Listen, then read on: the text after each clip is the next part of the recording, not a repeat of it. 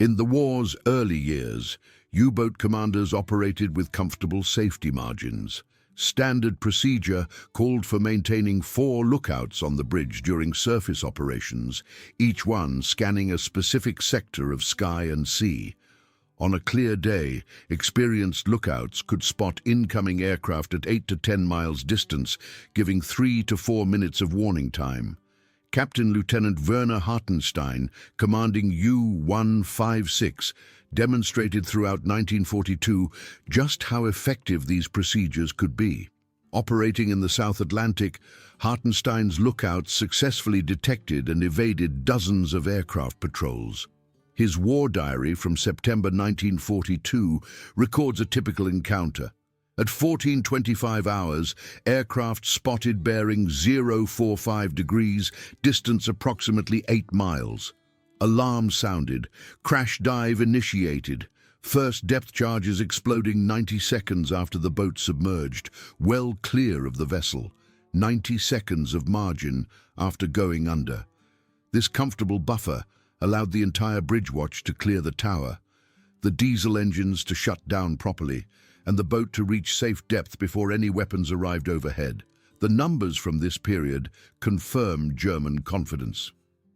Between February and October 1942, U-boats transiting the Bay of Biscay completed 80% of their passages without being attacked at all. Even when caught on the surface, 90% successfully crash-dived to safety before weapons were released. The introduction of ASV Mark II radar in early 1942 initially seemed manageable. The 1.7-meter wavelength radar could detect a surface submarine at 10 to 15 miles, but the emissions were easily picked up by the German Metox receiver. Radio operators could tell from the pulse pattern when aircraft had locked onto them, as the pulses would become steady instead of sweeping. This usually provided 2 to 3 minutes before the aircraft actually arrived overhead. Squadron leader Humphrey de Verde Lee understood the fundamental problem with night attacks on submarines. Radar could track them to within a mile, but then contact was lost precisely when visual identification became necessary. The submarine would hear the aircraft engines, execute a crash dive, and escape in the darkness. Lee's solution was elegantly simple: mount a 22 million candela searchlight that would illuminate the target at the exact moment radar contact was lost. The first operational Lee light attack occurred on June 4, 1942, when Squadron leader Greswell, flying a Wellington from 172 Squadron, illuminated the Italian submarine Luigi Torelli in the Bay of Biscay. Though the attack failed due to faulty depth charges, the psychological impact was immediate and profound. Darkness no longer guaranteed safety. The first successful Lee light attack came 1 month later. On July 5, 1942, pilot officer Howell of 502 Squadron caught U-502 on the surface. Captain Lieutenant Jürgen von Rosenstiel, the submarine's commander, had less than 20 seconds from the moment of illumination to impact. When U-502 was sunk 6 days later, recovered documents confirmed the crew's shock at being attacked without any warning at night. The Lee light compressed reaction time dramatically. A Wellington, approaching at 120 miles per hour, covered the 1-mile gap between radar failure and weapon release in just 30 seconds.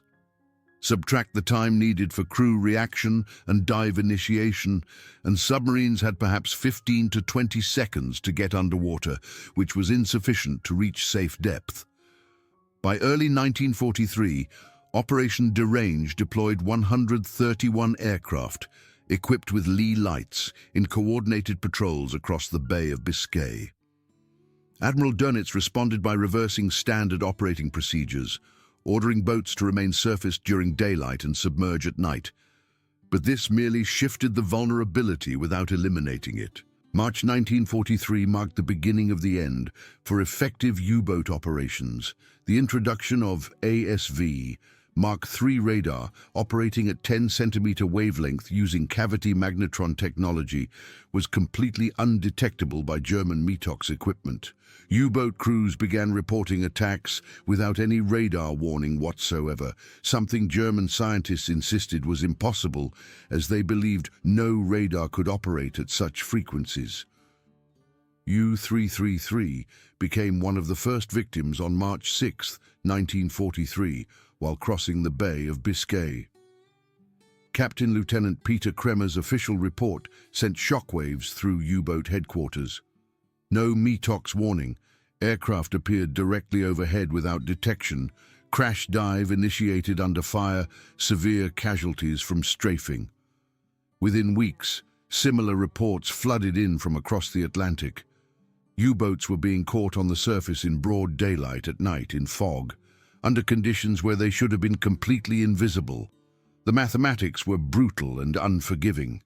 A B-24 Liberator equipped with ASV Mark III could detect a submarine at 15 miles and attack at 200 miles per hour. From first detection to weapon release took less than 5 minutes. Without warning, the submarine might have 5 seconds from visual sighting to impact, which was insufficient even to sound the diving alarm. The psychological impact on crews was devastating. Men who had relied on their detection equipment for survival suddenly found themselves blind. Trust in technology evaporated overnight, replaced by paranoia and fear. Some boats began diving at random intervals, hoping to avoid being caught on the surface. By May 1943, the Bay of Biscay had transformed from a transit route into what U-boat crews called the Valley of Death. Submarines leaving French bases faced a gauntlet of aircraft equipped with centimetric radar, lee lights, and new weapons. In April and May 1943, 56 U-boats were lost in just 2 months, many within sight of their home ports. The compression of warning time had tactical implications beyond individual survival. U-boats consumed battery power at unsustainable rates, forced to crash dive repeatedly without time to properly recharge. A Type 7 submarine could maintain 7.3 knots submerged for just 1 hour before exhausting its batteries. Forced to surface to recharge, they immediately came under attack again, creating a vicious cycle. The introduction of the Mark 24 Fido acoustic homing torpedo added another lethal dimension. Dropped from as low as 200 feet at speeds up to 120 knots, this 680-pound weapon achieved a 22% success rate compared to 9% for conventional depth charges. Once in the water, the Fido executed circular search patterns, homing on the 24 kHz acoustic signature of submarine propellers. Between May 1943 and the war's end, these weapons sank 37 submarines and damaged 18 more, often attacking boats that had successfully crash-dived beyond conventional weapon range. German attempts to restore the technological balance consistently arrived too late. The Naxos radar detector, introduced in September 1943, could detect centimetric radar, but only at ranges of 5 to 8 kilometers. Insufficient warning when aircraft approached at 300 kilometers per hour. The device's delicate construction frequently failed in combat conditions. The Schnorkel, adopted from captured Dutch designs and deployed operationally in early 1944, offered a partial solution by allowing submarines to run diesel engines while submerged. But this innovation came with severe limitations. Speed was reduced to 6 knots, the diesel exhaust created a visible plume, and the noise of engines running in the confined Schnorkel tube made acoustic detection of approaching aircraft impossible. Donitz's desperate order of April 27, 1943, for U-boats to fight it out with aircraft on the surface rather than dive proved disastrous. Selected Type 7 submarines were converted into flak boats with enhanced anti-aircraft armament. U-441's experience on July 12, 1943, demonstrated the utter futility of this approach. when coordinated attacks by multiple aircraft overwhelmed submarine defenses despite enhanced armament. Initially, U-boat crews refused to accept that their technological advantage had vanished. When U-333 reported being attacked without radar warning in March 1943, other commanders dismissed it as equipment failure or crew error. The German scientific establishment insisted that radar couldn't operate at wavelengths shorter than 50 centimeters. Admiral Dönitz himself initially rejected reports of undetectable radar. His war diary from April 1943 reveals skepticism about crew reports and a dangerous dismissal of mounting evidence. This denial proved extremely costly. Commanders who should have adapted their tactics continued operating as if METOX provided adequate warning. U-175, U-192, and U-273 were all lost in April 1943, while their crews maintained confidence in their radar detection equipment, never knowing they were broadcasting their positions to enemy aircraft they couldn't detect. As losses mounted through the spring, desperate measures emerged. The order to fight aircraft on the surface represented a fundamental break with submarine doctrine that had been refined over decades. U-441's conversion to an anti-aircraft configuration added multiple 20mm cannons, but the July 12th attack demonstrated the futility when 3 Beaufighters overwhelmed the submarine's defenses in seconds, leaving 10 dead and 13 wounded before anyone could properly return fire. By autumn 1943, even the most optimistic commanders accepted that the technological battle was lost. The introduction of American escort carriers meant continuous air patrols even in the mid-Atlantic, eliminating the safe zones where submarines had previously operated with relative impunity. Captain Lieutenant Wolfgang Lüth, one of Germany's most successful U-boat commanders with over 200,000 tons of shipping sunk to his credit, addressed the new reality in his final patrol report with stark honesty. "The enemy can see us when we cannot see him. He can attack without warning. Our survival now depends not on equipment, but on luck alone." The psychological shift was complete and irreversible. U-boat crews that had once sung confidently about hunting in the Atlantic now referred to their submarines as iron coffins. By 1944, the statistical life expectancy for a U-boat crewman was 3 patrols. Of the 40,000 men who served in U-boats during the war, 28,000 would die at sea, a 70% casualty rate that was the highest of any service in any nation during World War II. A Type 7 U-boat crash dive was a precisely choreographed emergency maneuver that required split-second timing and flawless execution. The sequence began with the bridge watch spotting danger and initiating the alarm. The electric klaxon sent every crew member racing to diving stations they had rehearsed hundreds of times. The bridge watch had to clear the conning tower in less than 12 seconds, sliding down the ladder in a specific order that had been drilled into them. Control room operators opened main ballast tank vents while simultaneously flooding the negative tank, a 70-ton auxiliary tank positioned forward.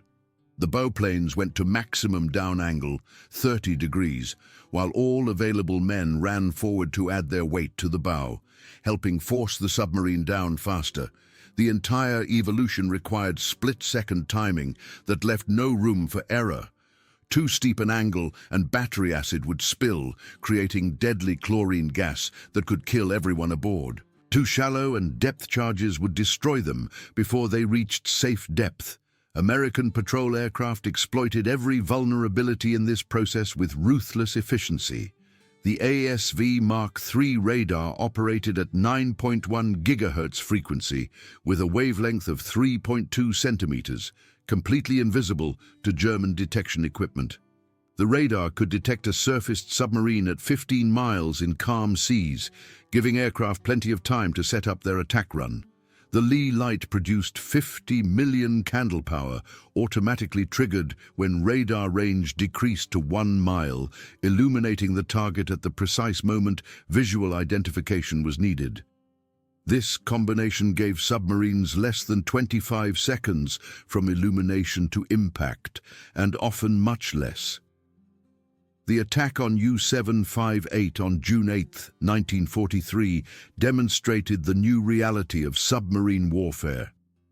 After reporting convoy US-7's positions south of the Azores, the submarine came under sustained attack from USS Bogues Air Group. The submarine remained on the surface for over 30 minutes under continuous attack, with crew members manning anti-aircraft guns while others prepared for emergency dive. Only when overwhelming force arrived did U-758 successfully crash dive, but 7 wounded crew members forced the boat's immediate return to base, the patrol a complete failure. On October 20, 1943, U-256 came under attack from aircraft launched from USS Block Island. After an unsuccessful crash dive attempt, Captain Lieutenant Wilhelm Brauel was killed and several crew members wounded. The submarine's war diary recorded the crew's shock at being caught without warning, despite functioning detection equipment, a refrain that appeared in report after report throughout 1943. The mutual destruction of U-571 and an Australian Sunderland on January 28, 1944, illustrated the compressed time frame both sides now operated within. Flight Lieutenant Lucas detected U-571 on radar at 12 miles distance, achieving complete surprise by approaching through cloud cover. He emerged at just 800 yards distance, giving U-571 exactly 18 seconds before weapon release. As the submarine's conning tower disappeared beneath the waves, the Sunderland's port wing struck the submarine's jumping wire. Both vessels were lost with heavy casualties, 52 men from U-571 and 11 from the Sunderland's crew, a tragic testament to how compressed the margins had become. The decisive moment came during what U-boat crews would remember as Black May 1943, when the submarine force lost 41 boats in a single month. The battle around convoy ONS-5 demonstrated the complete impossibility of successful operations under the new conditions. 17 U-boats attacked the convoy between May 4th and 6th with everything they had. 6 were sunk, 11 were damaged, and not a single merchant ship was lost. The statistics from this battle revealed a complete reversal of fortune. Average warning time before air attack was 8 seconds. Percentage of successful crash dives when attacked was 31%, and the number of U-boats able to execute successful torpedo attacks was 0. Admiral Dönitz's diary entry for May 24, 1943, conceded defeat in terms that acknowledged the technological reality. The enemy's new location devices and weapons have torn our sole offensive weapon from our hands. The submarine war must be withdrawn until new weapons restore the balance. That balance would never be restored. U-boat operations after May 1943 became exercises in survival rather than offensive action. Submarines remained submerged for up to 20 hours daily, surfacing only briefly to ventilate the boat and charge batteries. Even these brief surface periods invited immediate attack from aircraft that seemed to materialize from nowhere. The introduction of the schnorkel in 1944 eliminated the need for full-surface operations, but created new vulnerabilities that crews quickly learned to hate. The device required precise depth control that was exhausting to maintain. Too deep and the valve closed, creating a vacuum inside the boat that could burst eardrums and cause excruciating pain. Too shallow and the schnorkel head created a visible wake detectable from miles away by sharp-eyed lookouts. The noise of diesel engines running in the confined space made it impossible to hear approaching threats, leaving crews deaf to danger. Statistics from 1944 reveal the completely transformed nature of submarine operations. Average time on the surface per day dropped to 45 minutes, down from 16 hours in 1942. Average patrol speed fell to 4 knots, down from 10. Most telling of all, merchant ships sunk per U-boat lost dropped to 0.7, down from 12.6 in 1942. The compression of the crash dive window had strategic implications that extended far beyond individual losses. U-boats could no longer coordinate Wolfpack attacks that had been their primary tactical advantage. Commerce raiding became impossible when submarines spent most of their time submerged at minimal speed, unable to intercept convoys or maneuver into attack position. The Battle of the Atlantic's outcome was decided in laboratories and factories as much as on the ocean itself. British scientists who developed centimetric radar, American workers who built thousands of patrol aircraft, Allied intelligence officers who broke German codes, collectively eliminated the U-boat's escape window. Their victory was methodical rather than dramatic, technological rather than heroic, but utterly decisive. American patrol squadrons evolved from amateur submarine hunters to efficient killers through systematic training and technological advancement that left nothing to chance. At Naval Air Station Jacksonville, crews practiced attacks on actual submarines that had been captured or borrowed for training purposes. Mock attacks were filmed and critiqued frame by frame. Crews taking more than 35 seconds from sighting to weapon release failed the exercise and repeated it until they got it right. By late 1943, American aircraft achieved 1 U-boat kill for every 40 attack sorties, compared to 1 per 200 sorties in 1942, a 5-fold improvement in efficiency. The introduction of escort carriers brought aircraft to the mid-ocean gap where submarines had previously operated safely beyond land-based aircraft range. USS Bogue's Air Group alone sank 13 U-boats in 2 years of operations. These small carriers proved that air power could be projected anywhere in the Atlantic, eliminating the last safe havens. Lieutenant Commander Robert Hopgood, who helped establish American anti-submarine doctrine from the ground up, described the evolution in terms that captured the relentless focus on speed. We learned to think in seconds rather than minutes. Every procedure was refined to shave time from the attack sequence. We knew the Germans needed at least 20 seconds to crash dive successfully, and our job was to deny them those seconds. VPB 110 became the first American squadron to employ Lee lights on January 10, 1945, and they perfected the false engine technique of throttling back during approach to create the illusion of distance, then suddenly increasing power for the final attack run. This psychological warfare proved effective against already traumatized U-boat crews who had learned to fear the night as much as the day. Ultra-intelligence from Enigma decryption fundamentally altered U-boat survival mathematics in ways that crews never fully understood. The initial breakthrough in reading the Dolphin cipher in June 1941 was temporarily lost when the 4-rotor Shark cipher was introduced in February 1942, creating a terrifying blackout period for Allied intelligence. However, in October 1942, Lieutenant Francis Fasson and able seaman Colin Grazier from HMS Petard boarded the sinking U-559 to recover codebooks and cipher materials. Both men drowned when the submarine suddenly sank beneath them, but their sacrifice restored Allied code-breaking capability by December 1942, giving the Allies an intelligence advantage that would never again be lost. The statistics reveal Ultra's devastating impact on U-boat operations. 73% of U-boats were intercepted while transiting to patrol areas when Ultra intelligence was available, versus 21% without. Average time from a U-boat's position report to air attack dropped to 4 hours when intelligence was being read. 67% of convoys were successfully routed around wolf packs before contact could be made. This intelligence advantage meant that even perfect crash dives only postponed the inevitable. Submarines forced to surface hours later to recharge batteries were simply attacked again and again until they were destroyed or forced to abort their patrol. The numbers tell the complete story of reversal with brutal clarity. In 1942, representing German advantage, 250 U-boats were operational.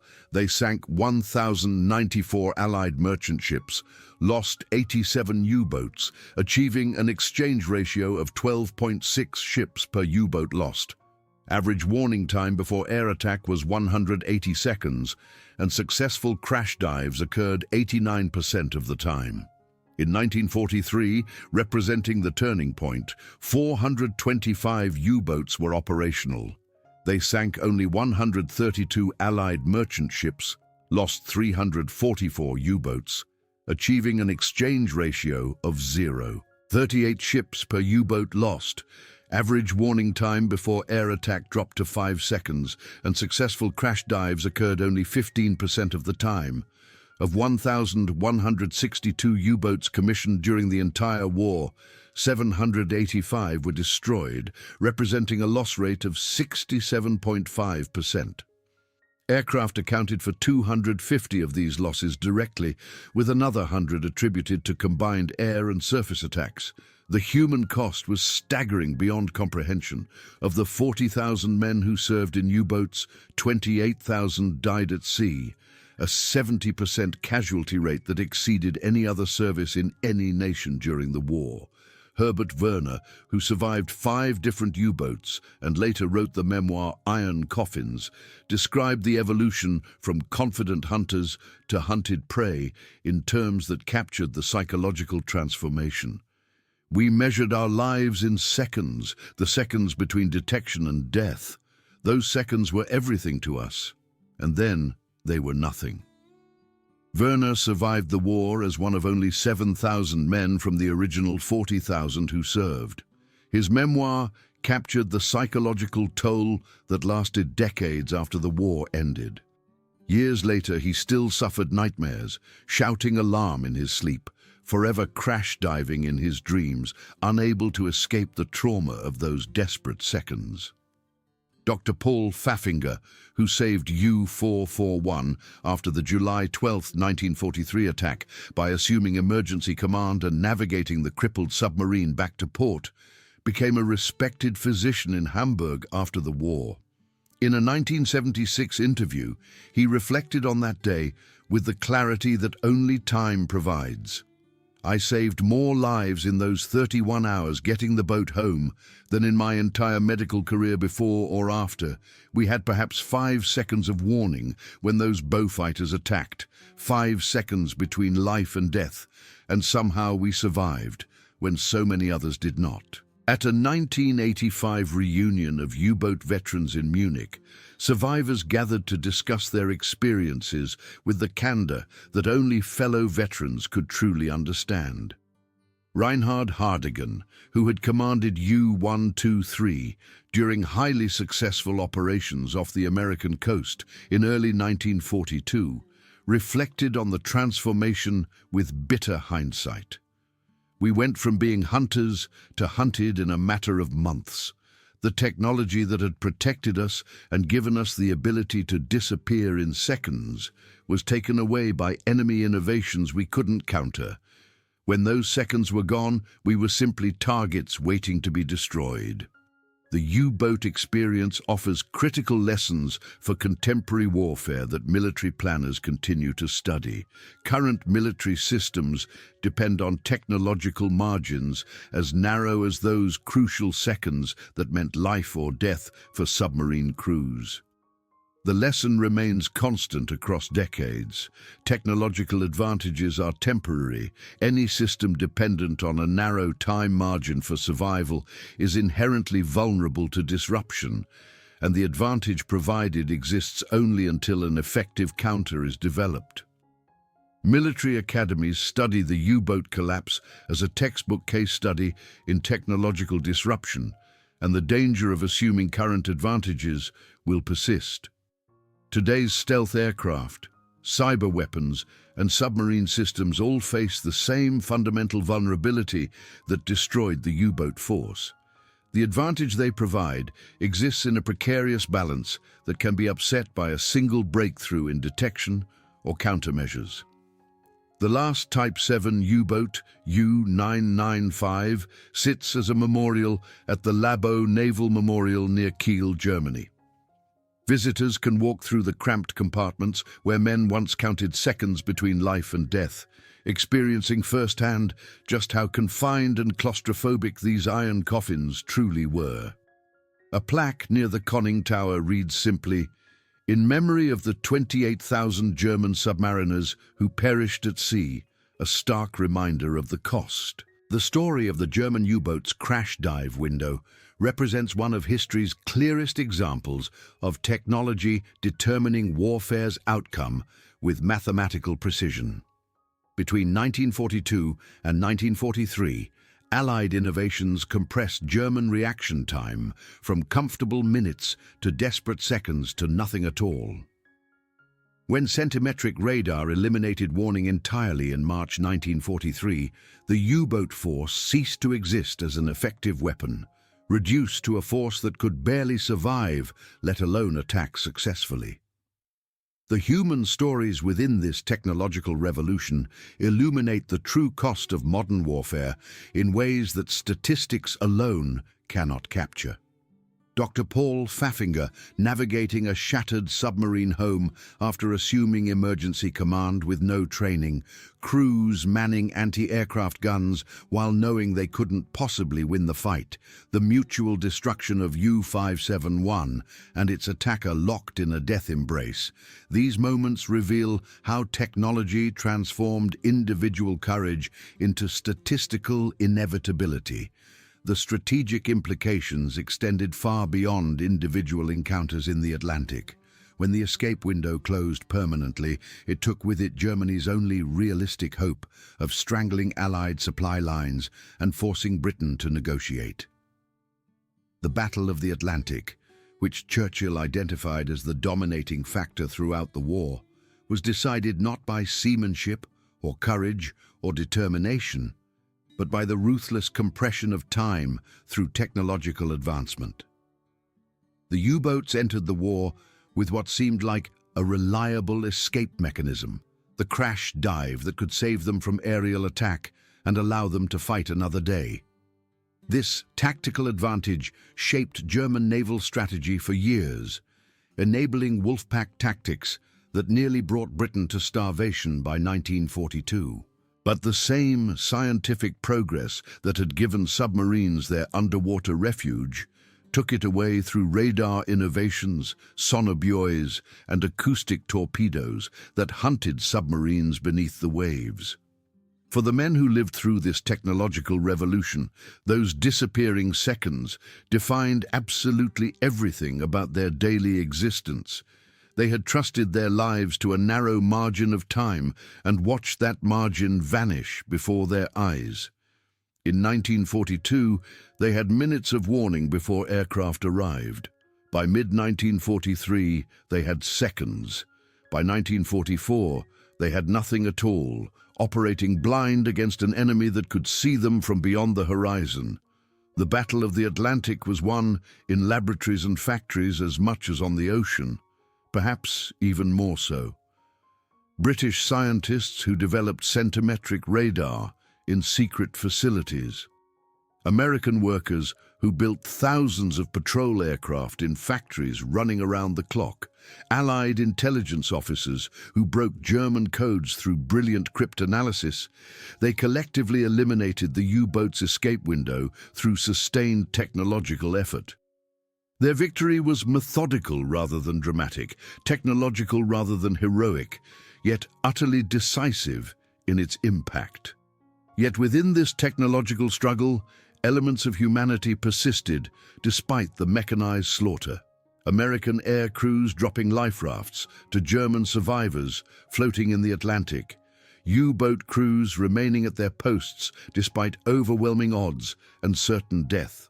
The mutual respect that sometimes developed between enemies who understood each other's courage, These glimpses of human dignity amid mechanized warfare remind us that even technological combat cannot completely dehumanize the men who fight. The U-boat force that entered the war as Germany's elite naval unit, confident in their ability to disappear beneath the waves whenever danger threatened, ended it as a shattered remnant of its former self. Of the young men who sailed from French ports, singing songs of certain victory over England, 7 in 10 would never return to see their homeland again. They died because technology stole the seconds they desperately needed to survive, compressing their margin of safety until it vanished completely. Modern nuclear submarines never surface during operations, making the crash dive completely obsolete as a tactical maneuver. Yet they face their own technological vulnerabilities in the form of satellite surveillance systems, underwater sensor networks, and autonomous vehicles that may one day compress their survival margins, just as radar and aircraft compressed those of their diesel-powered predecessors.